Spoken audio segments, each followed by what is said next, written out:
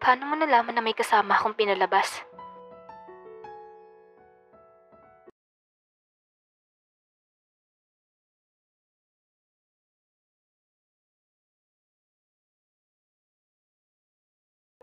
Ay wow, tapang mo naman po pala, sir. Siyempre, di pwede na ginaganyan yung prinsesa ko. To talaga. Pero, ayun nga, may isa din na pinalabas sa classroom. Oh, tas natulog ulit din kayo dun sa labas. Actually, hindi. Kinausap niya ako. Babae o lalaki? Lalaki siya, tas ang daldal nga niya eh. Bakit naman? Tinanong ko kasi siya kung bakit siya nakatulog nun sa classroom. Sabi niya naman, naglaro din daw siya ng Fortnite since may event kagabi. Minsan lang din kasi mga event sa mga ganun.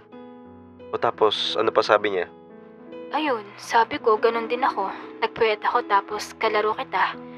Pero di siya naniniwala na may BF ako. Ha? Ba't hindi siya naniniwala na may BF ka? Ewan ko nga sa taong yun eh. Siguro inggit lang. Baka naman may gusto yun sa'yo. Ew, never in my life na magkakagusto ako dun. Lo, ba't naman? Siyempre, ikaw lang gusto ko. Ba't tayo mo sa kanya? Pangit ba siya? Oo, pangit yun. Kaya wag mo na isipin yun. Grabe ka. Paano pag ganun pala itsura ko? Eh di mo na ako love. Love, siyempre. Kahit ano itsura mo, ikaw lang naman nagparamdam sa akin ng totoong love eh. So kapag ganun itsura ko, love mo pa rin naman ako? Oo naman. Pero di naman ikaw yun so alam kong pogi ka. Di mo sure. Di mo pa ako nakikita eh. Ikaw kasi eh. 1 year na tayo, ayaw mo pa mag-face reveal. Di pa rin kasi ako ready. Pero sooner or later, magpapakilala ako sa'yo. Promise. Kailan ba? Malapit na. Baka nga nakita mo na ako from somewhere eh. Lo, di pa naman ako pumupunta ng Caloocan eh. Dati kami umalis na family ko para pumunta dyan sa QC. Dyan kasi nakatira yung mga pinsan ko. Ay kailan ulit kayo pupunta dito? Para magkita na din tayo. Baka nga next week eh. Uy, baka naman. Balitaan mo ako pag pupunta na kayo dito. Siyempre naman, babalitaan kita. Kung alam mo lang kung gaano ako excited din makita ka. Sus, parang di ko feel na excited ka makita mo ko. Huh? Kala mo lang. Bakit ba kasi ayaw mo? Soon, masasabi ko din sa'yo yung buong dahilan kung bakit. Gets ko naman na di ka pa ready lumabas sa comfort zone mo. May nakakatakot na past ka ba? Paanong nakakatakot na past? Past experience? Oo. Actually, kahit hindi past eh. Hanggang ngayong present, dala-dala ko siya. Bakit naman? Hanggang ngayon, nabubuli pa din ako eh. Sa school mo ba? May nambubuli sa'yo? Actually, oo eh. Ba't ayaw mo labanan? Ba't mas malaki ba sa'yo? Hindi naman. Hindi lang kasi ako marunong makipaglaban. Ay nako, kung kaklase lang kita, lagi kita pagtatanggol. Sus, duda rin ako dun. Baka nga makisali ka pa sa mga nambubuli sa akin eh. Bakit naman? Medyo weird kasi ako pagdating sa school. Wala din akong social humor. Lo, hindi Legit, kung kaklase kita, protektado ka sa akin. Wow, parang mafia boss lang ah. Siyempre, sa school nga namin ako yung boss dun eh. Halata nga. What do you mean, halata? Sabi mo di ba poprotektahan mo ako? Parang marami kang kapit sa school mo eh. Di naman, sakto lang. Pero, baka ano isipin mo mabait akong tao. Sige, sabi mo eh. Ang galing, no? Parang Parang ibang tao siya kapag kausap ko siya sa online. Pero pag kausap ko siya in person, parang pinandidirihan ako eh.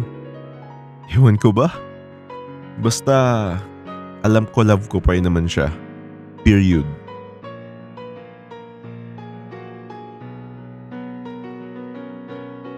Mr. Kasuga and Miss Aikawa, magpaiwan kayo mamaya sa faculty room. Bakit, sir?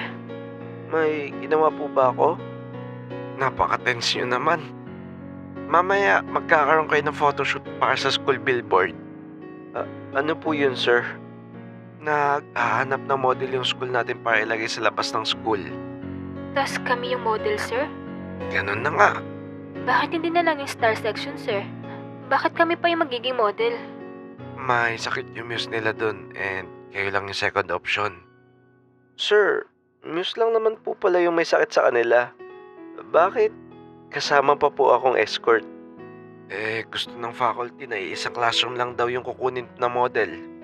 Wala po ba kaming choice kung hindi? Rush daw yun eh. Kailangan gawin. Pumunta na lang kayo sa faculty. Sir, nahihiya po ako maging model para sa school. Baka pag ako kinuha yung model, wala na pong pumasok sa school natin. Ako naman, sir, di pa ako nakapag-retouch man lang. Di pa ako ready for picture. Ay nako, wag na kayo magpabebe at magpaka-sad boy. May mag-aayos sa inyo sa faculty. Pumunta na lang kayo.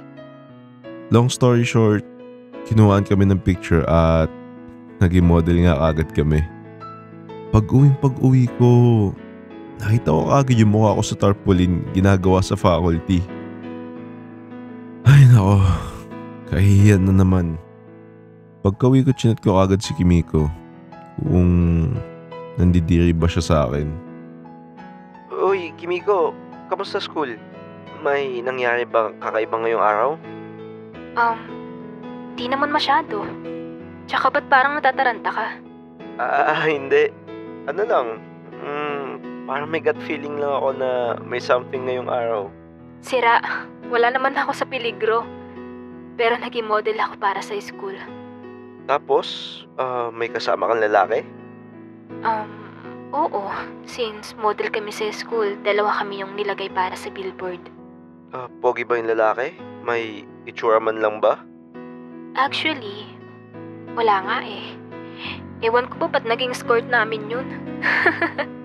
Ewan ko na lang kung may mag-e-enroll pa sa amin dahil sa kanya. Kaya di mo kailangan mag-alala. Mas pogi ka pa dun. Oo nga. Ha? Okay ka lang ba? Yep. Medyo nahihilo lang ako since pagod din ako kanina galing school.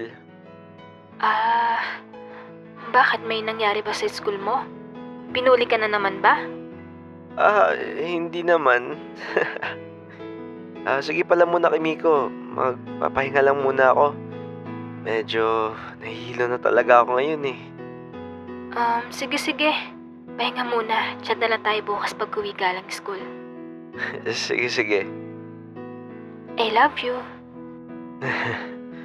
I love you too. Umiyak lang ako nung umiyak nung gabing yun. Di nga ako nabully sa school pero durog na durog yung pagkatao ko nung pag-uwi ko. Dito ko lang natanim sa utak ko na kahit anong mangyari hindi ko pwede sabihin kay Kimiko na ako na yung binubully niya sa school.